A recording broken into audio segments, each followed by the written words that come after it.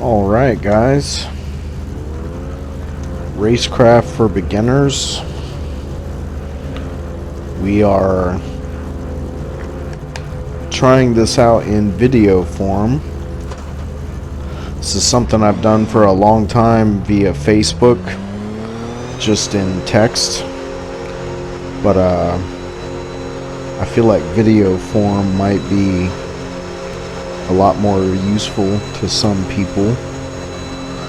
I am not terribly experienced at talking and racing at the same time, so bear with me here. But today we're talking about practice. And I know that probably sounds like the least exciting thing in all of sim racing is practice. But practice is extremely important in sim racing, just like it is in real racing. So today we're going to start off in the Porsche Cup car. We are at Indianapolis Road Course. And all assists are set to realistic. So basically I have everything set as hardcore as you can go. This is AMS2. And it's a practice session. It's an hour-long practice. So the AI is not in a hurry right now because this is an out lap. You can see they're taking their time getting around the track, and that's okay. We're going to try to go around them here and try to get a little pace. But so what is it about, practice that as you're, because this is called Racecraft for beginners, so as you're getting started as a sim racer, what do you need to know about practice? Well, the first thing you need to know about practice is the whole point of practice is to simulate a racing situation, racing environment. And a lot of people make the mistake of during practice, they'll get out and they'll run 2 or 3 quick laps, and then they'll jump back to the garage and tweak their tuning setup, or just take a break. They'll race for a couple laps, take a break, race for a couple more laps, wreck, take a break, race for a couple more laps, and they just repeat this process over and over and over again. And this is really, it doesn't help you as a race car driver, because when you're racing, depending on if you're in a league or if you're on iRacing or whatever type of racing you're going to be doing, the races are going to be long, at least pretty long, unless all you run is sprint races, but most people run fairly long races. So practicing in long stints, it's one of the most important things you can do to improve as a driver. So what I do is I practice against AI. I want AI on the track. Now, when I was in a league, I used to practice with my league drivers a couple times a week. We would all practice together. But if you're practicing for an online race that's not a league race, or maybe your league doesn't have weekly practices, you want to get as much practice in and around other cars as you possibly can, trying to simulate the situations you will see in the actual race. So you see we're catching up to an AI car here, and you might even fall back during practice, let some AI catch you, and then try to pass them, just to get valuable practice of being around other cars. One of the hardest things to do in racing, sim or real, is to race around and near other cars. When you're trying to make a lap around a track, you might be able to make that lap just fine by yourself. But what about when you're too wide? What about when somebody's right on your back bumper? What about when somebody's right in front of you? Can you still turn clean laps around the track while in close proximity to other cars. And it's one of the hardest things to learn when you first start racing. You have all different kinds of disciplines of racing: oval racing, dirt track racing, road course racing, formula racing, open wheel, GT cars. Some people consider what I'm doing to be one of the most challenging, the cup cars, because cup cars are very, as you see me bump that guy, so we're going to make sure he stays ahead of us because we didn't want to take the position that way. But you don't ever want to hit somebody like that and then take the position from them. If you initiate contact, then you should let off and let them go. That's just sportsmanship. It's just basic sportsmanship. Now, if we can pass him here, we definitely will. And I think we should be able to get him on this braking zone right here. Well, maybe not. But back to what I was saying, when you're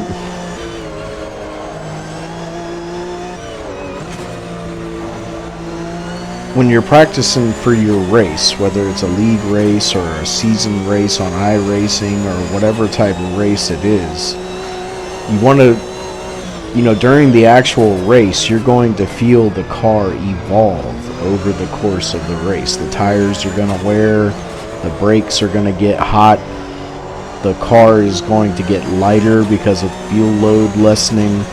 So as you use the fuel, the car will get more nimble, but it might also get a little more jumpy and twitchy. And you want to experience those things when you're in practice. You don't want to hot lap 2 or 3 laps and then jump in the pits and then start with a fresh car every few minutes, because you never get the feel of being in the race. And if you never get the feel of being in the race, there's a reason that some guys are so good at qualifying. They can hot lap, turn a fast lap in qualifying, and I'm sure you guys see this in your experience as a sim racer. They can turn a great lap in qualifying, but they get in the race and they blow it. They get 3 laps, 4 laps into the race and either go flying off the track, or they hit somebody, or they can't maintain their fast pace after the tires start to wear. All of these things are because of poor practicing habits. And all it takes is dedicating a little bit of time, staying out on the track, feeling the tires wear, feeling the car change, seeing where you're going to be in the actual race, and then adjust from there. Get a feel for the car, get a feel for, as you see me cut the track right there, but get a feel for what you're going to feel in the actual race. If you're running a 40 lap race or an hour long race or a 30-minute race, you should be practicing at a minimum stints of half that time. So if it's a 30-minute race, you should be practicing at a minimum of 15 minutes per stint. If you're doing an hour-long race, then you should be practicing 30-minute stints. You should stay out on the track for 30 minutes without coming off, without coming back. And if you're doing it right, if you're adjusting to the feel of the car, and you're trying to improve your racing, you're actually going to get faster those first several laps before the car starts to go away. And you're going to turn some really good laps. You're going to put down some really good lap times. Now, this Racecraft for beginners is not about how to be fast. It's never been about that. It's never going to be about that. If you're looking for how to set the fastest lap time, you're in the wrong place. That's not my point of concern. It's not my specialty when it comes to helping new drivers.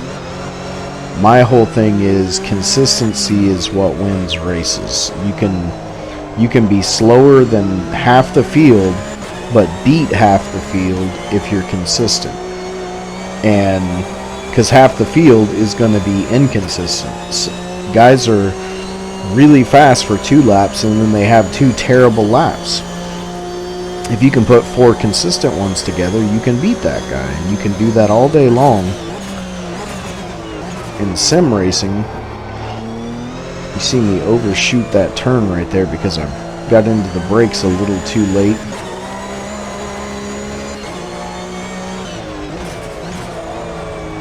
And AMS2 has a cool feature. If you look at the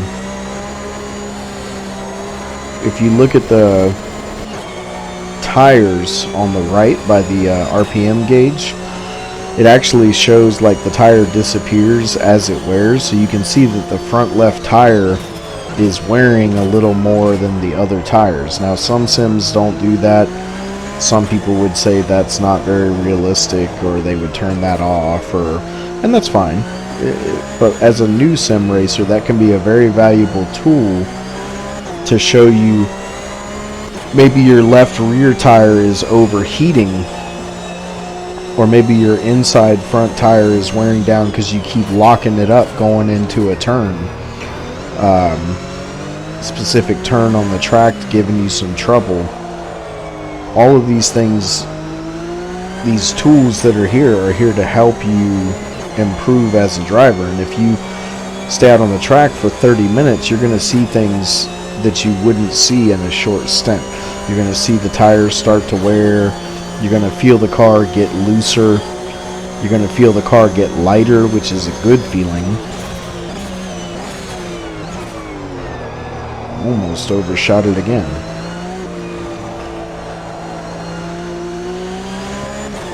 So because it's practice, these guys are, whoop, see that right there? I dipped my left rear tire off the track while under braking, and that was all it took.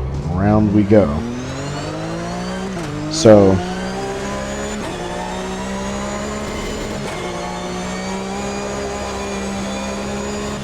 and when you slide like that, you're going to add heat into your tires, which can in turn cause the tires to be slicker for a couple of laps until you get them back to optimal temperature. It can also lessen the lifespan of your tires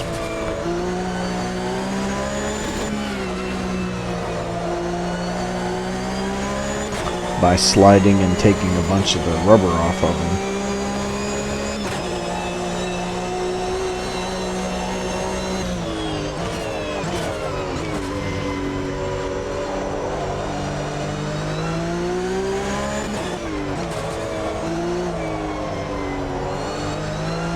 See, now a lot of people, when they spin out, or now if you wreck, if you hit the wall and damage your car, then of course there's no reason to stay out. But if you spin out or have a mistake and you slide off the track but no damage is done, then there's no reason to jump back to the pits when you can stay out on the track, learn from your mistake, and try to be better going forward. If it happens in the race, you're not going to be able to jump back to the pit. So rejoining the track safely, all these things,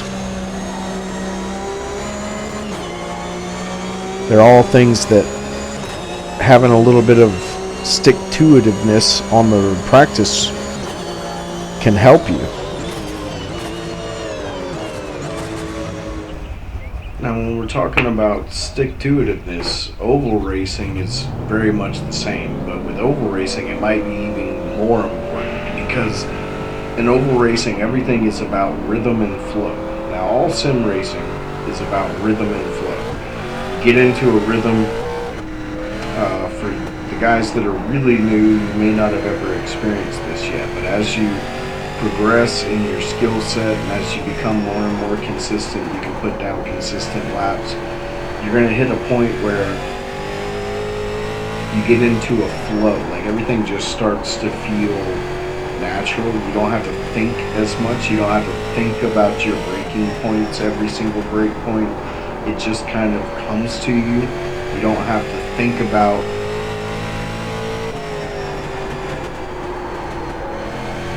where you're going to turn in or turn out, or when you accelerate coming out of a turn. Once you put in a certain amount of laps on a track, it just starts to feel natural. It starts to feel second nature. It's just like when if you ever played sports in school, or even as like an extracurricular activity, team sports. The reason you practice is because that way when you get into the actual game, everything you did in practice, you don't have to think about it. You trained yourself so you don't have to think, you can just do. If you're a defender in football, you don't have to think like, oh, I have to go tackle this guy. You just do it because you practice it over and over and over again, and you know what it is you're supposed to do. It's the same thing with racing. You practice and practice until it becomes second nature, until it becomes so like repetitive in your mind that you don't have to think about every single step that you're taking. You can focus more on the overall flow because everything feels smooth. Are you being progressive? Are you getting faster lap after lap? Are your corners as smooth as they should be? Are you hugging the racing line? If you're in an oval race, are you hugging the inside of the turns? Because if you're having a hard time staying on the inside in an oval race, on a short oval like this, people are going to pass you on the inside the entire race. They're going to come flying inside of you and go right by you. So if you don't know how to handle a car with worn tires or looser handling, you're going to end up pushing to the outside, and then everybody's just going to come flying by you underneath you in the turning zones. As you see me clip this guy here, sorry guy, a little too aggressive, trying to get down on the inside of somebody who was already on the inside. So you see where practice, see this time we got inside of him before we got to the turn, so it was clean. But practice is all about creating a rhythm, having that flow, a feeling of, I already know the track, I know what I'm doing, now I just have to get smooth at it, put all the pieces together, put the hairpin turn together, put the chicane together, the big wide turns, the high speed corners, everything, get to where each part of the track becomes its own section in your mind, and you know exactly how you're going to attack that section of the track. One of my favorite tracks of all time is Alton Park. A lot of people hate Alton Park. A lot of people can't stand that track, but I love it. I think it's one of the most like wild card tracks out there because it has just about every type of turn that you could find on a road course, all in one track. It has a bank turn, one single bank turn. It has chicanes, it has S's, it has big wide turns, it has high speed turns, it has blind turns, it has every kind of turn you could imagine on one track. And I love that track, and I have practiced probably hundreds if not thousands of laps around that track and raced around it a lot. I love the fact that every section of the track is like a whole different track. You have to be prepared for everything in over the course of like a 20-lap race around Alton Park, and it's great. Now, if you're an oval guy, when it comes to iRacing, this is iRacing. I do road course a little bit, but I mainly stick to ovals. So sticking to ovals, it puts you in a situation where you're seeing the best of iRacing. Personally, I like Automobilista 2, AMS2 for road course stuff. Obviously, ACC is incredible for GT racing because it's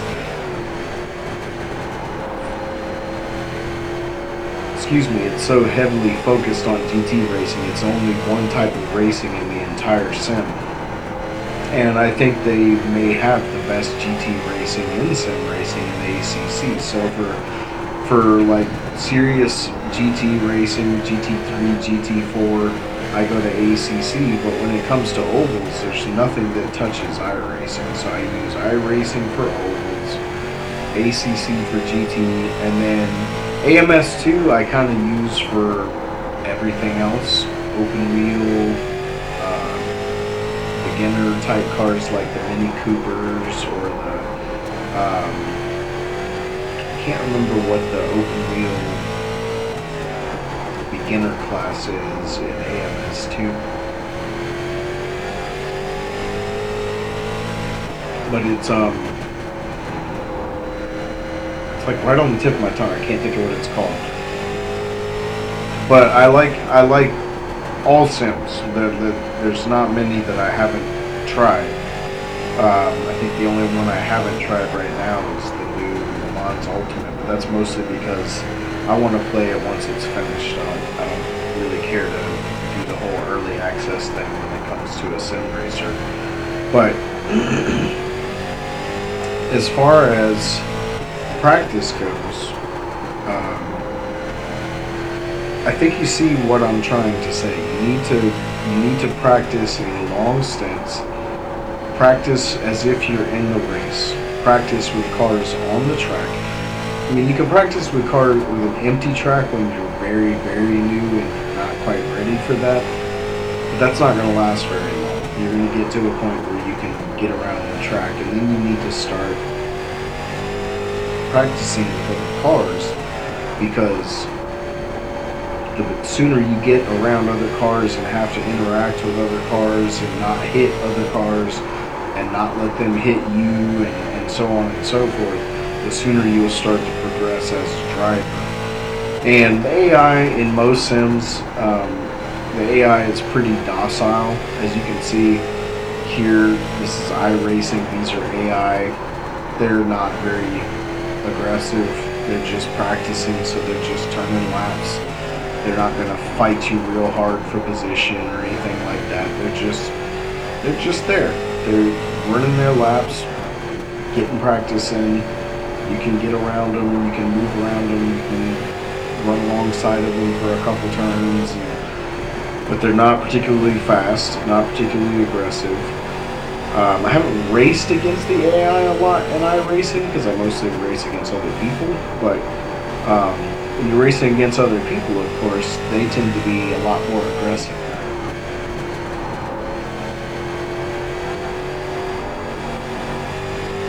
But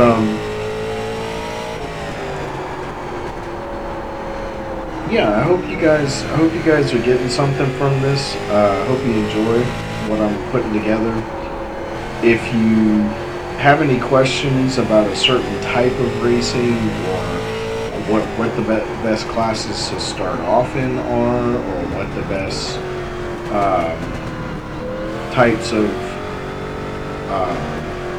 trying to find the pit entrance here, and I just missed it. That was it right there. One thing I do suggest when you're practicing is when you get done practicing to come back and enter the pits and stop, instead of just, like jumping and teleporting back to the pits. Actually drive into the pits, get used to practicing pit entry. Some tracks in the road course world have very complex pit entry, and it can be really challenging.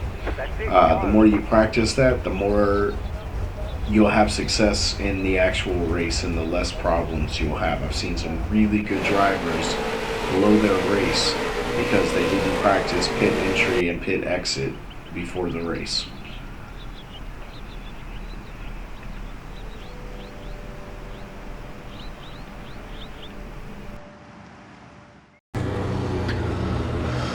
Alright, so now we're in something very, very different. We're in an open wheeler Formula 3 car on Daytona road course, and this is much more of a challenge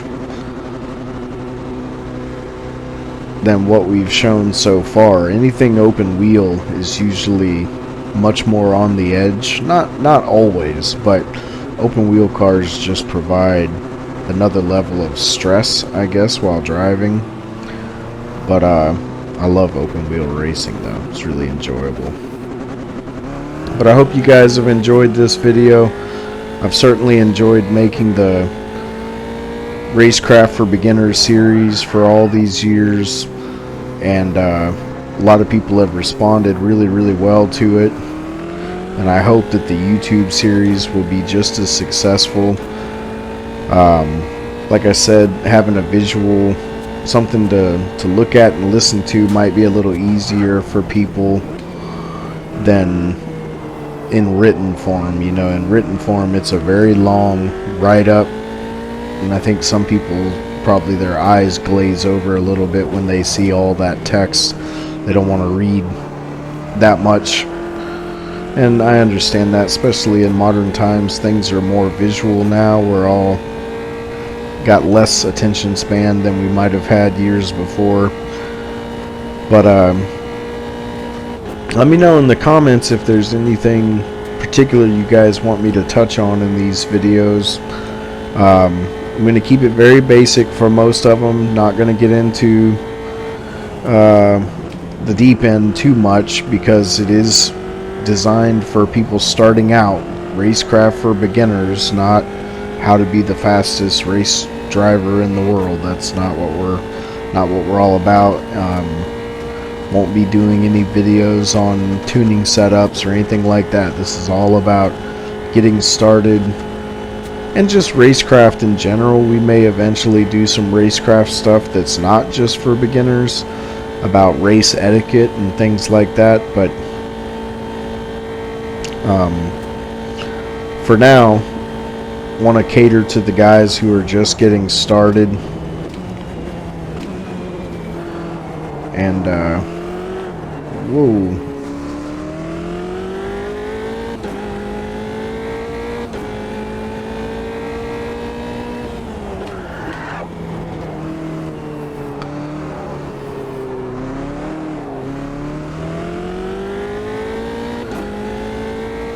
as you can see, this car is quite a handful. Anyway guys, thanks a lot for watching. If you haven't subscribed already, please subscribe to the channel. I do a lot of simulation videos, a lot of DCS videos.